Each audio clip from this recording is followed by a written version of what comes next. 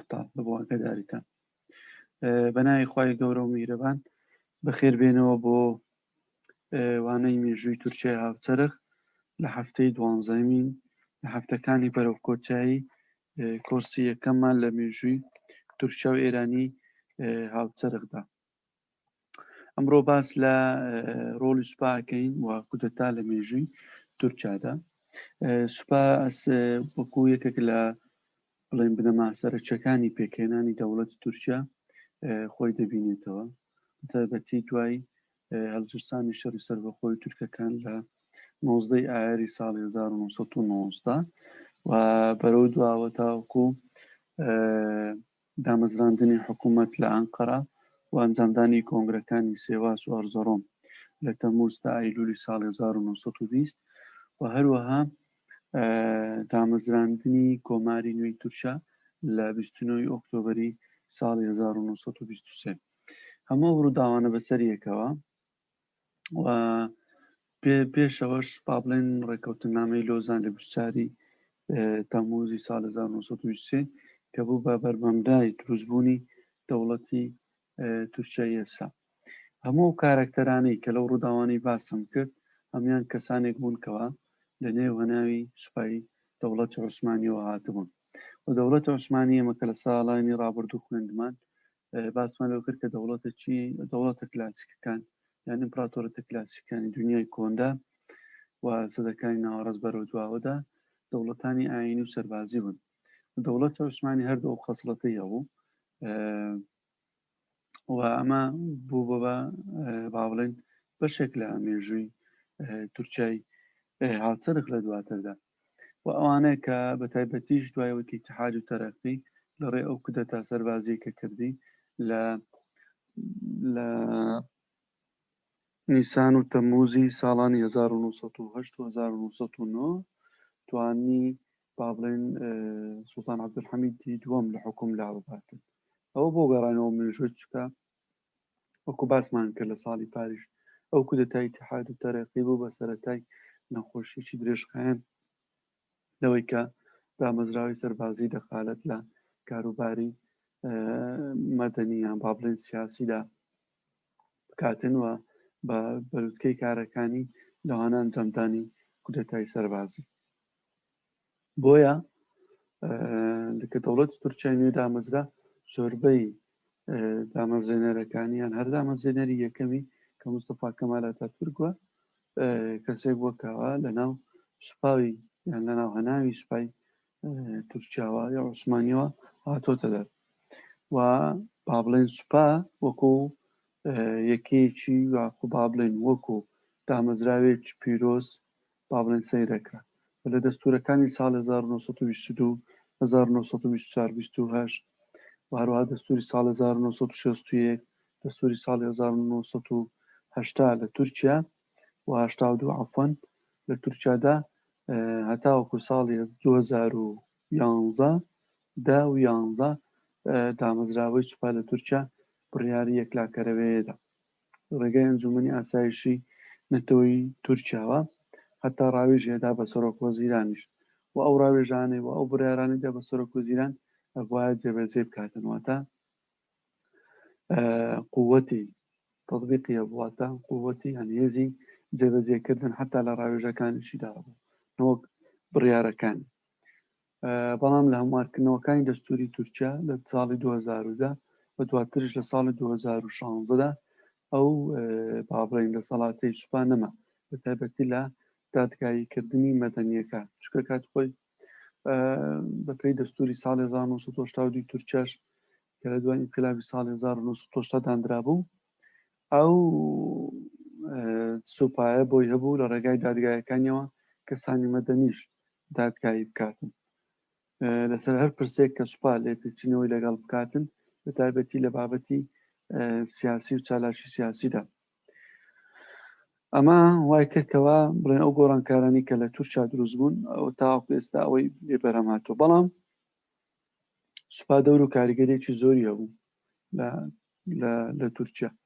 و لە زۆر بە ئەو سەرۆک کۆمارانە لە ناو سوپایەوە هاتون. یەک لەوانە مستەفا کەمال، عسمەت ئینۆ،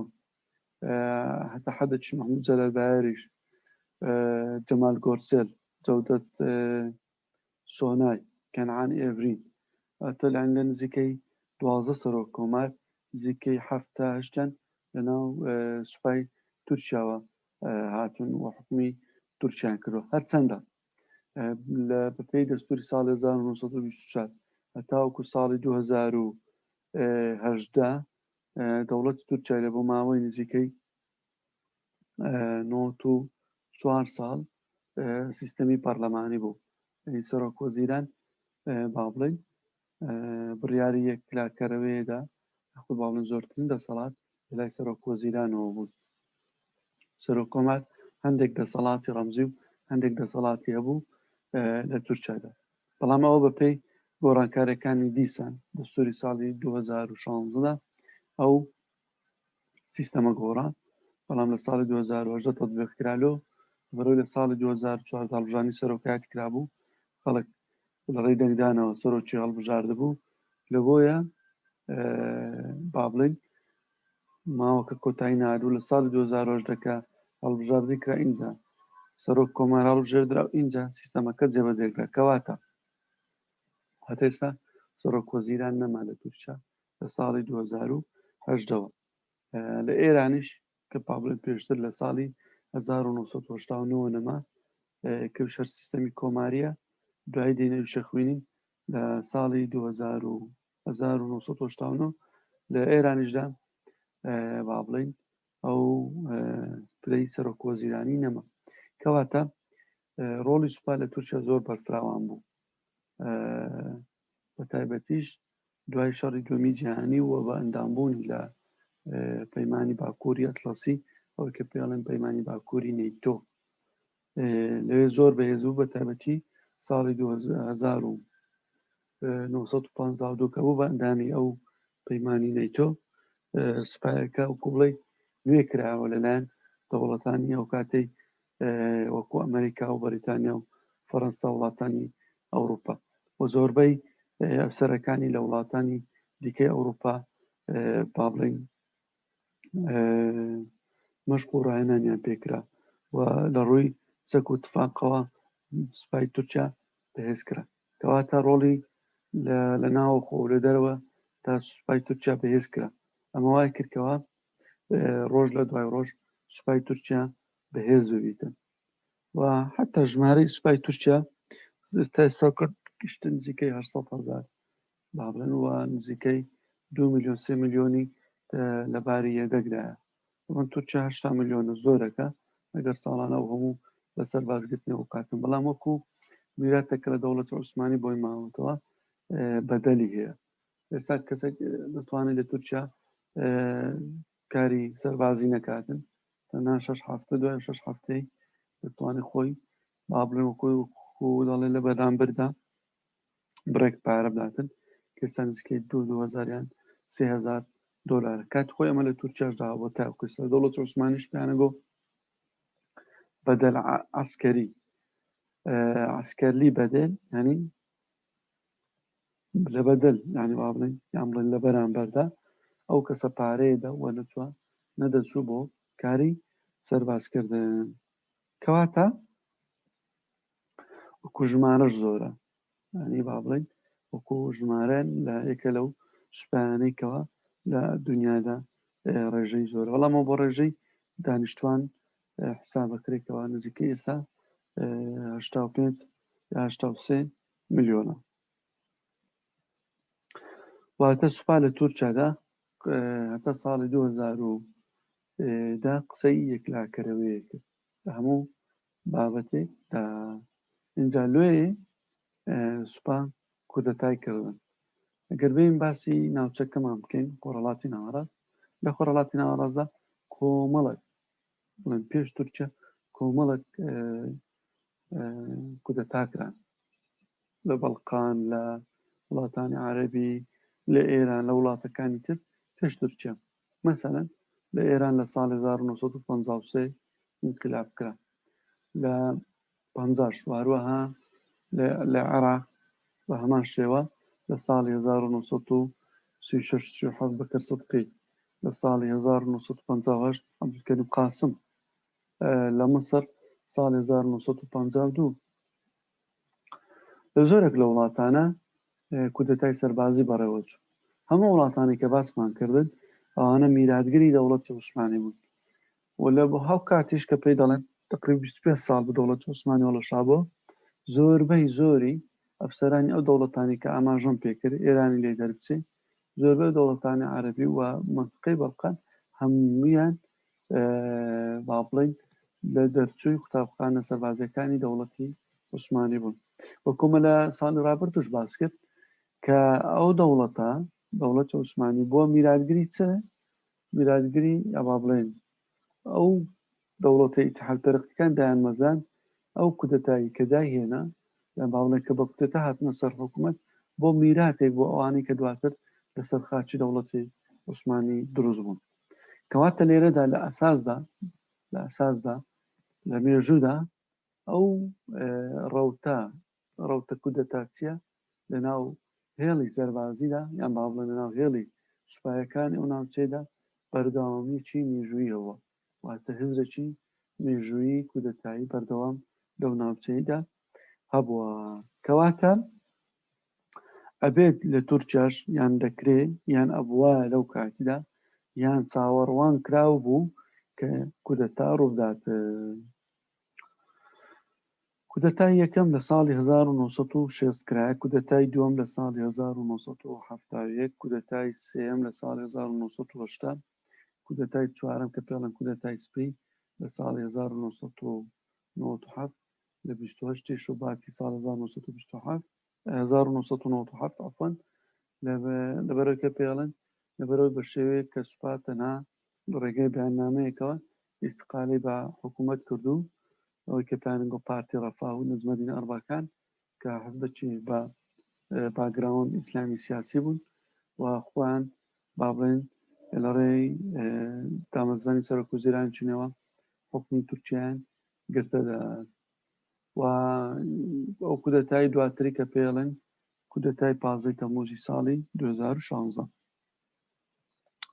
بەڕێزان ئەمە لەو ماوەی مێژووی خوێندنی تورکیا و چەرخدا باسی سێ کودەتا دەکەی کە گرنگن زۆر و ئەساسین و داڕشنەوەی تورکیا لێوە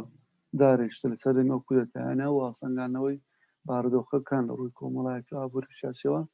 ڕێ ئەو سێ کودەتایەوە کە بە دوای یەکدا بوو لە ماوەی 30 ساڵدا ئێمە دەیخێنە بەرباس و لێکۆڵینەوە جدی. سوپای تورکیا لە سەردەمی پارتی دیموکرات داواتە لە ساڵی 1950 تا 1960 کاریگەر و بە سێ شت: یەکەم سیستەمی فرەحزبی بوون بە ئەندام لە پەیمانی باکووری ئەتڵەسی نەیتۆ و سێەم هەڵاوسانی ئابووری. ئەو سێشتە زۆر تەئسیری لەو جەیشە کرده بوو و لەو ماوەیەشدا تەبعاً لەو ماوەیەدا دوو ئیهانەی زۆر گەورە بە سوپای تورکیا کرابوون. یەکەم بە ئەمری والی قەیسەری کە دەکرێتەوە هەرێمی ناوەڕاستی ئەناتۆڵ لە تورکیا لێ نەگەڕان ئەسمەتینۆ سەردانی شارەکە بکاتن با بڵێن بە شێوەیەکی ئاسایی، چکە وەکو باسم کرد ئەو یەکێک بوو لە ژەرناڵەکانی شەڕی سەربەخۆی تورکەکان و پێشتریش با بڵێن وەزیری بەرگری بووە و سەرۆکی وەفدی دانوستکاری لۆزان بووە و سایدەن سەرۆک وەزیران بووە و سەرۆک کۆمار بووە کە لە هەردوو باردا فەرماندەی باڵای هێزە چەکدارەکان بووە و گرتنی با بڵێن گرتنی هەندێک لە مامۆستایانی زانکۆ و هەروەها لە ئەفسەر و لە ئەفسەرەکانیش بە شکنجەدانیان لەلایەن دەوڵەتی ئەو کاتەی پارتی دیموکرات لە تورکیادا. لەبەرەوە لە ئەنقەرە خۆپیشاندان لە دژی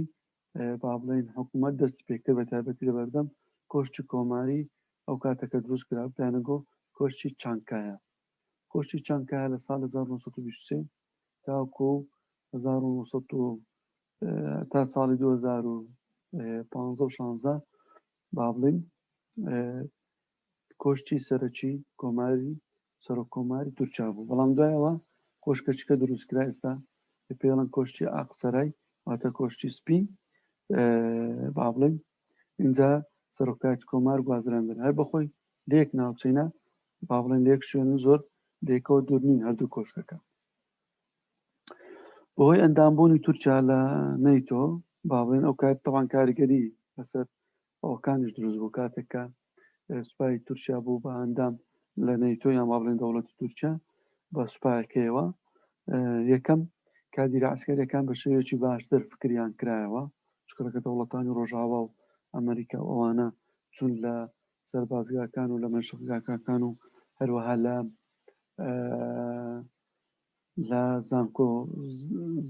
زانکۆ تایبەتەکان کە تایبەتە بە زانستی سەربازی لە وڵاتانی ئەمریکا ئەوروپا و لە نیشتۆتە سەربازیەکاندا کە خوێندنیە تەوان لەو زانکۆ پەیمانگە سەربازەکانی ئەمریکا و ئەڵمانیا و لەوێوە فێری زانستی سەربازی و هەروە ستراتیژەتی سەربازی بوون هەروەها جیاوازی دەرکەوت لە نێوان ئەفسەرانی گەنج و کۆنەکان سەبارەت بە تێڕوانیان بەرامبەر بە خوێندن و ڕاهێنان و هەروەها ڕۆشنبیری و وەڕۆڵی تورکیا لە جیهانی نوێدا هەروەها بەهۆی هەڵاوسانی دارایشەوە کە موچەی ئەفسەرەکان کەم کرایەوە و ئەمەش وەکو لێدانێک بوو لە پێگەی کۆمەڵایەتی ئەو ئەفسەرانە ئەمەش بە جیاواز لەگەڵ هاوڕێکانیان لە پەیمانی نەیتۆ کە وەکو وڵاتانی دیکە کە ژیانیان زۆر لە پلەیەکی باش و بەرزدا بوو و ئەوە تەوان بێزگە لەو هۆکارانی کە باسم کرد کەوتنەمە تەرسیب نەماکانی کەمالیزم کە سوپای تورکیا لەبیرم چۆوە باسکە کە سوپای تورکیا تاوەکو ئێستاش بە پارێزەری بنەماکانی کەمالیزمدا دەمرێت ئەوەی کە ئێمە خوێندمان لە دەرسەکانی ڕابردوو وە کەوتنەمە تەرسیب نەماکانی کەمالیزم و سەرکەوتنی تەوژمی ئیسلامی بەرامبەر بە ئەلمانیەت کەڵەکەبوونی کێشە سیاسی و ئابوووریەکان ئەو پێویستیە کردکەوە بە پێی تێڕوانینی سوپا پێویستیە کرد کە کۆماری تورکیا دەرباز بکاتن یان ڕزگار بکات یەکێک لە بنەماکانی کەمالیزم چیە چاکسازیە و هەندێک پێڵێن شۆڕژێنی بەڵام هەڵێ چاکسازیە لە شەشەمین بنەماکانی کەمالیزم چاکسازیە ئەو چاکسازیە دەڵێ هەندێک جار ئێڵێ بەیاسا و هەندێک جار دەڵێ وان تەرجەمە کردووە خۆشیان لە ئەرزی واقعدا دەڵێن سوپا دەتوانێت کە بارودۆخی خراپ بیتن چاک بکاتن لە ئەساسدا چاکسازی بەرمەبنای قانون و دەستورە بەرمەبنای جێبەجێکردنیەتی لەلایەن دامەزراوە دەستوری و قانونیەکان هەرچەندە سوپاش دامەزراوێکی دەستوری و قانونیە بەڵام دامەزراوێکی سەربازیە دامەزراوێکی مەدەنی نییە واتە چاکسازیکردن یان پاراستنی وڵات وە سنوورەکان وە سەروەری لە ئەستۆی سوپای وڵاتدا بەڵام چاکردنی لە نێوخۆدا و ڕێگەگرتن لە دروستبوونی کێشەی گەورە و قەبا ئەوە ڕۆڵی دەستگا دادوەری و پەرلەمانی و چاودێریەکانە بۆیکەوە بارودۆخی وڵاتەکە و حکوومەتە هەرچی جێبەجێکردە وڵاتەکە بەرەو پێشکەوتن و کەناری ئارام بباتن لە ناوخۆدا بۆیە لەو ماوەی لە ڕۆژی 27 پێنجی 1960 یەکەم کودەتا لە مێژووی تورکیا ڕوویدا تاوان لە بیرمان نەچێ مێژووی تورکیا چەند چەندین جار هەوڵدرایە لە ساڵانی 20ەکان و 30ەکان و 40ەکانیشدا 50ەکان کودەتا با بڵێن ڕوویدایە بەڵام لە ناو دامەزراوی سوپادا نەیتوانێت بێتە سەرشەقام و سەرکەوتونە بۆ یاخود با بڵێن زووتر پلاندانەرەکانی دەستگیر کراون و دادگایی کراوە بۆیە طبعا لەو ڕۆژە خوێندنەوەی بەیانی کودەتا لەلایەن ژۆرناڵ ئەرسەڵان تورکش ئاڵب لە کاتی ئەنجامدانی کودەتا خوێندیانەوە و ئەو کودەتا دوو کێشەی هاتە بەردەم یەکەمیان ئەو بوو کە ڕێخستنەوەی بارودۆخی وڵاتەکە و لە ئەستۆگرتنی سەرکردایەتی دومیان دۆزینەوەی ئەفسەرێکی سوپا بۆ بەدەستهێنانی وەلای تەواوی سوپا چونکە ئەوانە زۆربەی ئەویان ئەنجامدا بوو زۆربەی ئەفسەرە گەنجەکان بوون یعنی ئەفسەرە گەورەکانیان لەگەڵدا نەبوو اینجا کەسێکیان هێنا کە با بڵێن سەرۆکەرکانی پێشووی سوپای زەمینی بوو لە تورکیا چکان چەند سەرۆکەرکانیان هەیە سەرۆکەرکانی سوپایان هەیە بۆ ئەوەی سوپای ژێر زەمینی سوپای دەریایی سوپای ئاسمانی و فەرماندەی گشتی با بڵێن ئەوەی فەرماندەی گشتی سوپاشیان هەیە کە با بڵێن ژەرناڵە و دواتر فەرماندەی گشتی هێزە چەکدارەکان سەرۆکوەزیرانە. ئەنجاوان هات جەمال گۆرسێلیان کرد، چکە جەمال گۆرسێل چەند ڕۆژێک پێش کودتایەکە دوور خرابەوە لە کاروباری سوپارەوە یان کرد بە سۆرۆک کۆمار و هەمان دەسەڵاتی سەرۆک کۆمار و سۆرۆک وەزیران و وەزیری بەرگریان و پێدا و لە هەمان کاتیشدا بوو بە سەرۆکی یەکگرتنی نیشتیمانی. ئەو سەرۆکی یەکگرتنی با بڵێن ئەو لیژنەی یەکگرتنی نیشتیمانی بە بەرامبەر پەرلەمانیاندانا پێک دەهات لە 38 ژەڕەناڵ لە عەمید و عەقید و نەقیب و وەروها لە ژەڕەناڵ. یعنی عینی ئەو کاتەی لە عێراق و لە مسریش ئەوەی پێ دەڵێن ئەوە مەجلیسی قیادەی سەورە و ئەما بڵێن ئەنجومەنی باڵای شۆڕش و یان ئەنجومەنی سەرکردایەتی شۆڕش و ئەنجومەنی سەرکردایەتی با بڵێن دەستوری و ئەمانە زۆر لە دوای کودەتاییەکان ئەو جۆرە ئەنجومەنانە لیژنانە دروست دەبن. ئەو کاری ئەن کۆمیتەیان کۆمیتەی یەکگرتنی نیشتیمانی کە با بڵێن کەسی یەکەمی ئەو تورکش بوو وەکو باسمان کرد تورکش بوو با بڵێن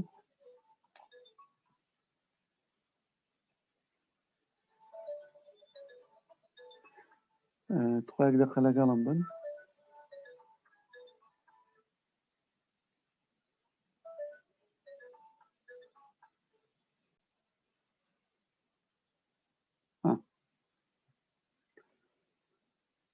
لەو ماوەیەدا کە با بڵێن ئەو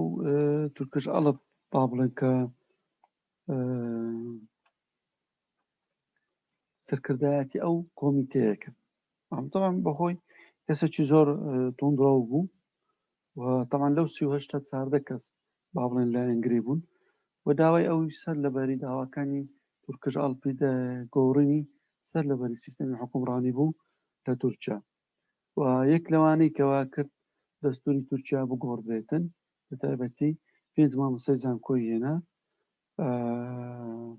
ئەوانەی ئەوە کرد با بڵێن تەکلیف کرد کە بۆی کەوا دەستورێکی نوێ لە بۆ تورکیا بنووسێت. بەڵام دوای دەستەکانی داهاتوو دێن باسی و بارودۆخەکەین کە چۆن دەستوری ساڵ 1963 لە تورکیا نووسرایەوە و تەمان ئەو کاتی سوپای تورکیا 265 ژەڕەناڵیە بوون لەوانە 230 خانەنشین کردن و 5000 ئەفسەری لە پلەی عەقید و عەمید ئەوانش خانەنشین کردن و 147 مامۆستای زانکۆشی خانەنشین کردن. بەڵام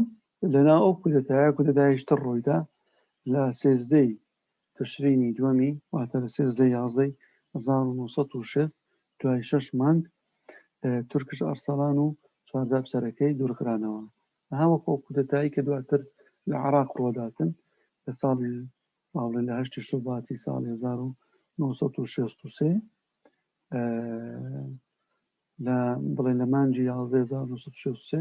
بەحسیەکان لە با بڵێن کودەتایان پسەداکرێنیان عەبدولسەلام عارفە و ئەوانە لە حکوومەت دوورەخرێنەوە. عینی لە تورکیا 3 ساڵ پێشتر ئەو شتە ڕوویدا بەهۆی داواکردنی تاوانان لەو دوورخرانەوە بۆیان دایانە کرد کە دیکتاتۆرێتی عەسکەری لە تورکیا جێبەجێ بکرێت. بەڵام بەهۆی ئەو میراتە سیاسی کە لە تورکیاشەوە بەحەقەت ینی ئەوە جێگای ئاماژە پێکردنە کە سیستەمێکی دیموکراتی پەرلەمانی لە ئارادا وەرسەندە لە هەنگاوەکانی سەرەتایدا کۆمەڵێک خەلەلی زۆر گەورەیە بوو بەڵام دواتر لە هەڵگۆڕکردنی دەسەڵات تایبەتی لە ساڵی 1946ەوە کە مانیفێستۆی گۆڕانکاری لە تورکیا ڕاگەیەندرا ئێتر ئەو میراتی سیاسیە و با بڵێن دەوڵەتی کە عوسمانیش ماوە تەڵام ساڵانی 1970ەوە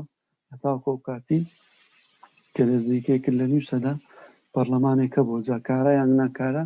لە دەوڵەت عوسمانی ماوەیەک مەکارابی یان ماوەیەک ناکارابی بەڵامەکۆ ئرسێکی سیاسی و مەدەنی لە تورکیا مابەوە. طبعا ئەو حکوومەتە دواتر ئەو حکوومەتی انقلابە کە دواتر سەرۆکی وەزیران و سەرۆک کۆمار ئەوانەی هەموو لادا ئەوەی پێشتر کە لە پارتی دیموکرات هەبوون و هەروەها هەر یەکێک لەوانە باڵێن لە کە دادگایی کران وەکو عەدنان مەندەریس، ڕۆژدی زۆرلۆ، حەسەن بوڵتان، جەلال بایە، ڕەفیق کۆڕاڵتان، ئەوانە هەندێک وەسەطچی دوو کەس لە سەرکردایەتی پارتی دیموکراتی ئەو کاتی تورکیا، تەنها عەدنان مەندەریس و ڕۆژدی زۆرلۆ ئەو دوو کەسایەتیە لە 15 ئەیلولی ساڵی 1960 بڕیاری لە سێدارەدانیان بۆ دەرچوو و لە سێدارەدران و حەسەن بۆڵتوان وەزیری مالیە و جەلال بایر سەرۆکۆمار و ڕەفیق کوڕاڵتان ئەوانە لە بۆ بە شێوەیەکی هەتاتای حکوم دران، بەڵام دواتر بۆرەوەی جەلال بایر تەمەنیشی گەورە بوو لە سێدارەیان نەدا و دواتر ئازاد کراوە. بێتر با بڵێن ئەو 132 کەسایەتەکەی دیکەش کە لە کۆماری ئەوەی با بڵێن سەردەمی پارتی دیموکرات کە گیرابوون ئەوانە با بڵێن سەرکردایەتی بوون، پلیان وەزیر بوو یان ئەندامی پەرلەمان بوون لە کاتی کودەتاکەدا گیرابوون، ئەوانەش ئازاد کران. ئەمە کودەتای ساڵی 1960. ئێستا دەین باس لە کودەتای ساڵی 1970 ئەکەین.